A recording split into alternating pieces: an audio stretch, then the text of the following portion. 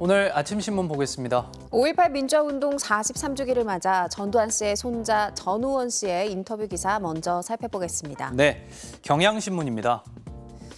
전우원 씨는 전 씨 일가 중 처음으로 5.18과 관련해 사죄했는데요. 전 씨는 5.18 이후 43년이 흘렀지만 가족들이 갖고 있는 생각은 바뀌지 않아 계속 방관하는 게 고통스러웠고 진실을 더 알아내고 싶었다고 말했습니다. 그는 5.18 피해자를 만나고 지옥 같은 삶을 알게 됐다고 전했는데요. 할아버지는 국군의 명예를 지키기 위한다는 변명을 늘 했다며 광주에 직접 와보니 잘못됐다는 것을 느꼈다고 합니다. 또 전 씨는 인터뷰에서 전두환 씨 일가가 미납된 추징금 929억 원을 내고도 남을 천문학적 자산을 가지고 있을 것이라고 다시 한번 강조했습니다. 다음은 한겨레입니다. 정부가 현 고등학교 2학년 학생들의 대입대 전국 의과대학 입학 정원을 512명 늘린다는데요. 정부는 2006년부터 3,058명으로 묶인 전국 30개 의대 신입생 정원을 3,570명으로 늘리는 방안을 이달 초 확정했다고 합니다. 다만 늘어난 정원을 언제까지 유지할진 아직 확정되지 않았다는데요. 복지부는 주로 국립대 의대와 입학 정원이 50명 미만인 의대 정원을 늘릴 계획이라고 밝혔습니다. 정부의 이런 방침에 의협은 의사 증원보다 필수 의료 분야에 대한 제도적 지원이 앞서야 한다고 주장했다고 신문은 전했습니다. 이어서 세계일보입니다.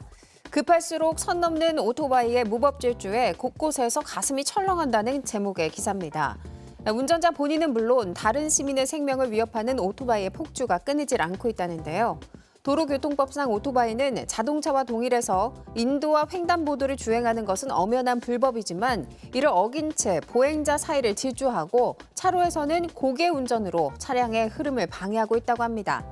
또 스쿨존에서 과속과 역주행을 하거나 불법 좌회전을 시도하는 등의 문제가 반복되지만 경찰 추적 시 2차 사고가 발생할 우려에 단속에 난항을 겪고 있다는데요. 2019년부터 2021년까지 오토바이 사고 건수는 매년 2만 건을 넘고 있고 지난해만 오토바이 사고로 484명이 목숨을 잃었다고 신문은 전했습니다.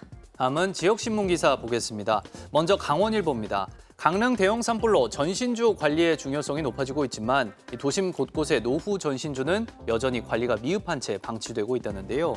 길가 곳곳에 세워진 노후 전신주는 각종 사고로 유발하는 주범이 되고 있다고 합니다.